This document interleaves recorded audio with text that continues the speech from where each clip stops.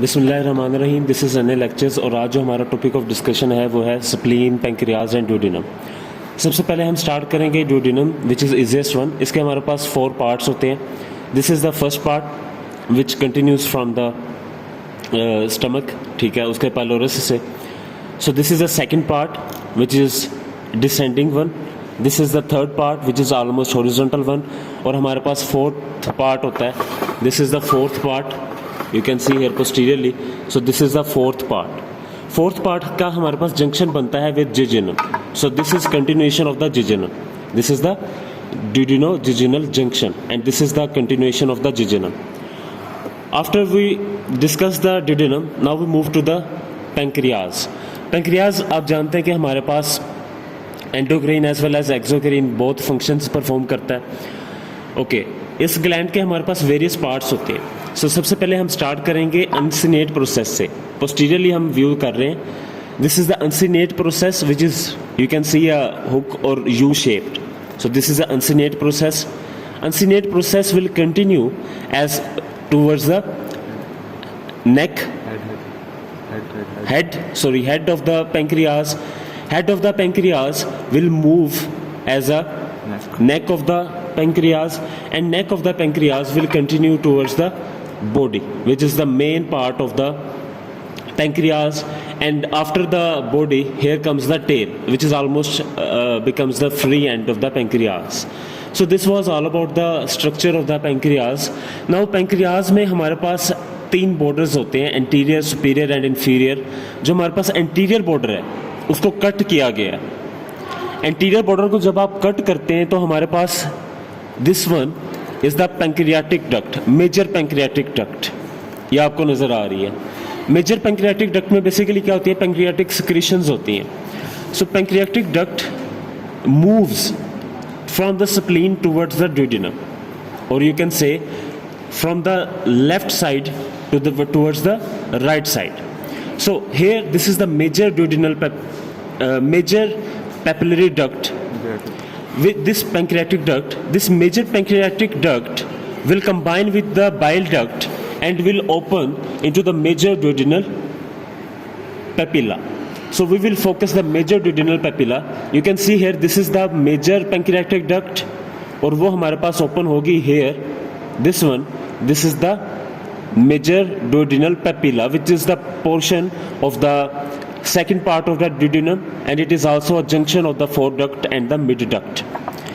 After that, there is another duct which is present in the pancreas, which is the accessory pancreatic duct. So this is the accessory pancreatic duct. This is the accessory pancreatic duct, and this duct will open into the minor duodenal papilla. Now we will focus the minor duodenal papilla. So this was the major duodenal papilla, and above it there is the minor duodenal papilla.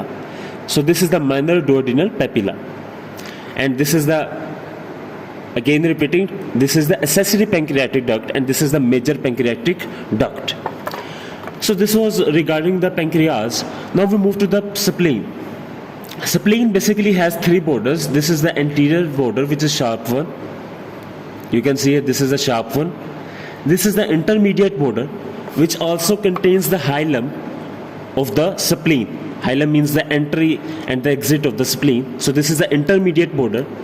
And posteriorly there is another border which is not a sharp but rounded one. This is the posterior border, which is rounded one, not well defined. So basically then there are surfaces of the spleen. This is the visceral surface, inner surface is the visceral surface, and the outer one here, this is the diaphragmatic surface. After that there are impressions, various impressions on the spleen. This one where A is written, this one is the gastric impression. Here the stomach lies opposite to the stomach, opposite to the spleen. So this is the gastric impression. Below the gastric impression, there is another triangular impression at the lower pole of the spleen. This is the triangular impression. You can see here, this is the triangular impression. This is the colic impression for the colon. And posteriorly, there is an impression which is the renal impression. Here you can see the renal impression. This is the left renal impression for the left kidney. The left kidney lies behind the spleen. So this is the left renal impression. After the spleen and its impressions, we move to the blood vessels that are formed in this area. So first of all, we will discuss the major vein which is formed, and that is the portal vein. How the portal vein is formed. So you can see here, this is the brownish, or you can see the brownish vessels which are called the splenic veins, various splenic veins. So small splenic veins will form the large, which is on the posterior view, can be, because it is the behind the body of the pancreas. So this is the splenic vein. The splenic vein also drains the blood from inferior mesenteric vein. So this is the inferior mesenteric vein, and this is the continuation of the splenic vein. So inferior mesenteric vein drains into the splenic vein, and this is also a splenic vein. So the splenic vein and superior mesenteric vein. So this is the superior mesenteric vein. Superior mesenteric vein will drain into the splenic vein, and they will form, these three vessels or veins will form the main vein, which is the portal vein. So here it is the portal vein. This is the portal vein. Now you can see here a bile duct. This is the bile duct, which we have already discussed, that the bile duct will combine the major pancreatic duct and will open into the major duodenal papilla. So this is the major duodenal papilla. So the bile duct and portal vein have been discussed.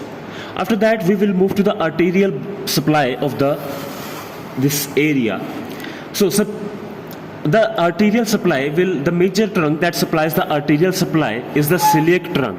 So where is the celiac trunk? This is the celiac trunk. We move posteriorly. This is the celiac trunk.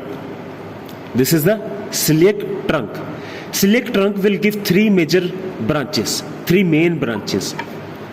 You can see here this one which is moving upward. This one on which my pencil lies. This is the left gastric artery. And this one which is moving towards the spleen, this is the splenic artery. And this one which is moving towards the right side, this one which lies opposite to the head of the pancreas, this one is the common, you can see this one. This one is the common pancreatic artery. Common pancreatic artery will form the proper pancreatic artery. This is a proper pancreatic artery which lies with the portal vein. This is the proper pancreatic artery, and this is the gastroduodenal. Basically, the common pancreatic artery will divide. Common hepatic artery will give the gastroduodenal artery and will become the proper hepatic artery. So gastroduodenal artery moves towards the right side and will give the superior pancreatico-duodenal artery. This is the superior pancreatico-duodenal artery, and this one here, it is the right gastric artery. So this was the left gastric artery, and this is the right gastric artery. So the gastroduodenal will divide into the right gastric and the superior pancreatico-duodenal artery. Now here you can see a vessel. Basically this is the superior mesenteric vessels, arteries and veins also. So superior mesenteric vessels. The superior mesenteric artery will give a branch which is called this one. This is the inferior pancreatico-duodenal artery. So the superior pancreatico-duodenal artery is the branch of gastroduodenal. This is the superior pancreatico-duodenal, and this is the inferior pancreatico-duodenal, which is the branch of the superior mesenteric artery. So this was all about the another branch which was ignored earlier. So this is the splenic artery. You can see here, this will give the small splenic vessels. Now this is the branch which is called the left gastroepiploic artery. So this is the left gastroepiploic artery. because it is on the left side, so this is a left gastroepiploic which will along the greater curvature of the stomach. So this was all about the, and what is this vein? What is this artery? Sorry, this is the superior mesenteric artery. Along with the superior mesenteric vein, the superior mesenteric vein will form the portal vein. So superior mesenteric artery basically is the branch of the abdominal aorta. This is the second or the middle branch of the abdominal aorta. So this is the superior mesenteric artery. So this was all about this model. We discussed the duodenum, then pancreas, then spleen, and then the portal vein formation, and then the arteries, celiac trunk, and the superior mesenteric, which are the branches of the abdominal aorta. So thank you.